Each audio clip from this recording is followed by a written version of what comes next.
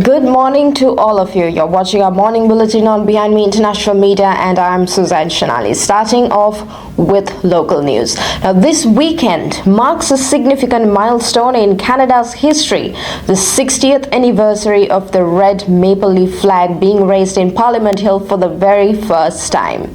In a show of national pride, all of the country's living former prime ministers are urging Canadians to fly the flag this weekend, calling it a powerful display of unity as the country faces threats to its economy and sovereignty from U.S. President Donald Trump.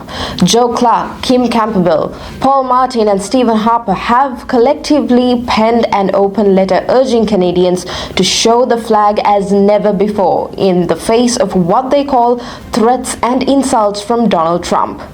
Their message is clear. Quote, "Let's fly our flag with pride. Let's show the world that we are proud of our history and proud of our country."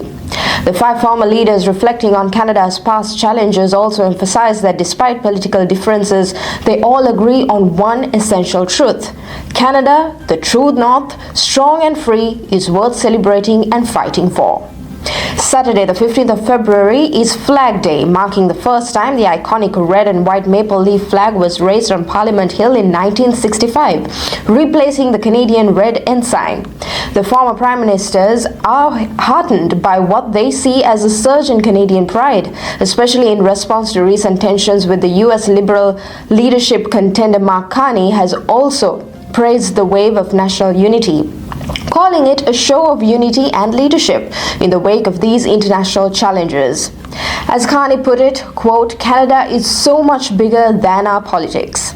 Meanwhile, Conservative leader Pierre Poilievre is organizing a Canada First rally in Ottawa on Saturday, encouraging participants to wear red and white in honor of the flag.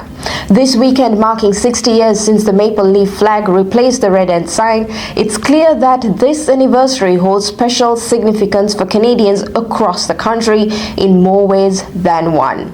Stay tuned for more on how Canadians are celebrating this proud moment in our history. Toronto City Council has approved Mayor Chow's 2025 budget, which includes a 6.9% tax hike to support an $18.8 billion operating budget and a $59.6 billion capital plan. This follows last year's 9.5% increase, the largest since amalgamation. Chow, presenting her second budget, stressed the need for chance, citing issues like high rent, unreliable subway service, and long emergency response times. The budget includes funds for expanded food programs, longer library and pool hours, more park staff, and freeze on TTC fares. However, the tax increase has sparked debate. Some councillors, like James Pasternak, questions the need for hikes above inflation, while others suggesting cracking down on fare evasion as an alternative. Councillor Vincent Crisanti proposed to reduce the hike by 2 points, but his motion was ruled out of order. Despite the opposition budget chief Shelley Carroll defended the budget, saying that it addresses the city's urgent needs. Councillor Michael Thompson echoed that this is the budget required for the city's current challenges. U.S. President Donald Trump's planned 25% tariffs on steel and aluminum imports will be added to existing levies on Canadian goods, according to a White House official. This could mean a total 50% tariff on Canadian steel and aluminum starting March 12th. Prime Minister Justin Trudeau met with U.S. Vice President J.D. Vance in Paris, urging him to consider the impact of these tariffs on Ohio. Trudeau called the move unacceptable and promised a firm response. In Washington, provincial premiers, including Ontario's Doug Ford, rallied against the tariffs, urging U.S. business leaders to appeal to Trump. Ford suggested the tariffs were part of Trump's negotiating strategy ahead of 2026 trade review. Despite these efforts, the economic impact of these tariffs remain uncertain as Canada continues to push back. And finally, here's your weather report. Good news is not on the way. Attention to Toronto residents as to brace yourselves for one of the biggest snowstorms of the season.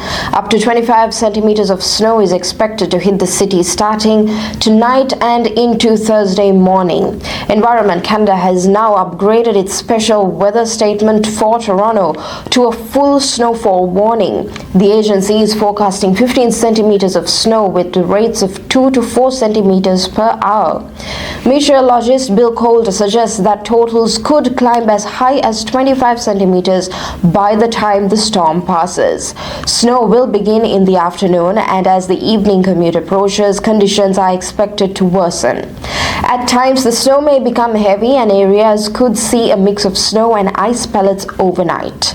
Coulter also noted that bursts of lake effect snow starts earlier today before the heavier snow arrives around 4 p.m. By Thursday morning, the snow will begin to ease, but blowing snow could cause some issues as crew works to clear the roads.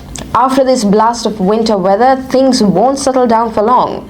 Friday is expected to be bright but cold, and there's another snowstorm on the horizon for the weekend, with up to 5 centimeters of snow expected by Saturday afternoon. And if that wasn't enough, cooler winds will roll in on Sunday, bringing frigid temperatures for the start of the work week. Stay tuned for more updates and remember to drive carefully as the weather changes. Thank you for watching Behind Me International Media on our morning bulletin. Stay safe and stay warm. Have a great day.